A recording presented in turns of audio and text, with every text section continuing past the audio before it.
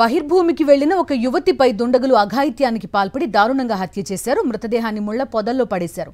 ఈ దారుణ ఘటన బాపట్ల జిల్లా చీరాల మండలం ఈపురుపాలెం సీతారాంపేటలో జరిగింది.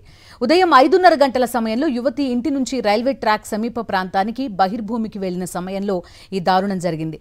ఎంతసేపటికి ఆమె ఇంటికి రాకపోవడంతో కుటుంబ సభ్యులు అక్కడికి వెళ్లారు.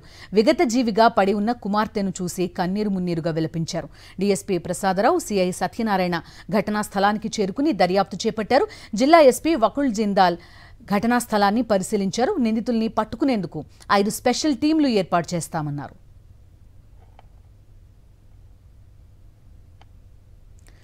పూర్తి డీటెయిల్స్ అందిస్తారు మా కరెస్పాండెంట్ శ్రీనివాస్ చెప్పండి. దారుణమైన ఘటన చూస్తున్నాం.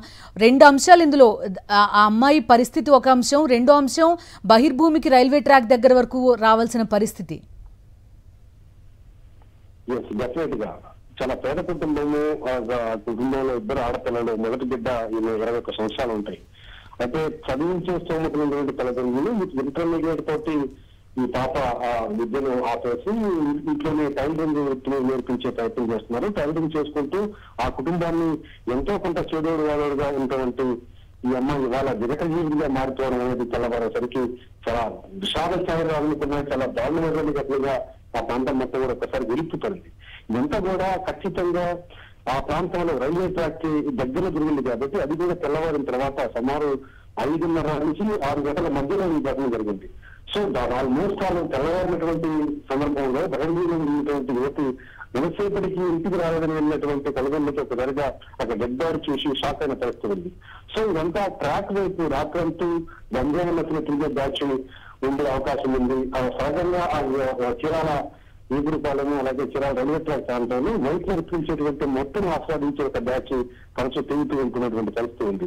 ఆ రాత్రుల్లో మొత్తం కూడా జాగారం చేస్తున్నట్టుగా మద్యం మత్తులు అలాగే గంజాయి మత్తులు వైట్ మొత్తం పీల్చుకుంటూ జోగుతున్న బ్యాచ్ అప్పుడప్పుడు అక్కడ తిరుగుతూ హల్చల్ చేస్తున్నటువంటి పరిస్థితులు ఉన్నాయి. కాబట్టి అలాంటి బ్యాచ్ చేతిలోనే తన ఈ యువతి పడి ఉండొచ్చు. వాళ్ళు ఇంత ఘాతుకానికి పాల్పడి అఘాయిత్యం చేసి రేప్ చేసి మర్డర్ చేసి ఉండొచ్చు కూడా పోలీసులు ప్రాథమికంగా నిర్ధారణ ఇచ్చినటువంటి పరిస్థితి ఉంది. ఎస్పీ వకుల్ జిందాల్ ఘటనా స్థలానికి చేరుకుని చాలా సీరియస్ గా ఈ కేసును పరిగణ చేస్తున్నా 5 స్పెషల్ టీంలు ఏర్పాటు చేశామని కూడా ఆయన చెప్పడం జరిగింది. ఎవరైతే నిందితులను అనుమానితులు ఉన్నారో వాళ్ళని ఇప్పటికే ట్రాక్ చేసే పనులు ఉన్నాం. సైంటిఫిక్ గా ఎవిడెన్స్ కలెక్ట్ చేస్తాం కాబట్టి చాలా త్వరగానే నిందితులను పట్టుకుని చట్టపరంగా శిక్షించే ప్రయత్నం చేస్తున్నారు. ఏదైనప్పటికీ యువత 21 సంవత్సరాల యువత ఒకసారిగా ఎదురుగా మారడంతో ఈపురుపాలెం మొత్తం కూడా విషాద ఛాయలు పాల్గొనేటువంటి పరిస్థితి ఉంది.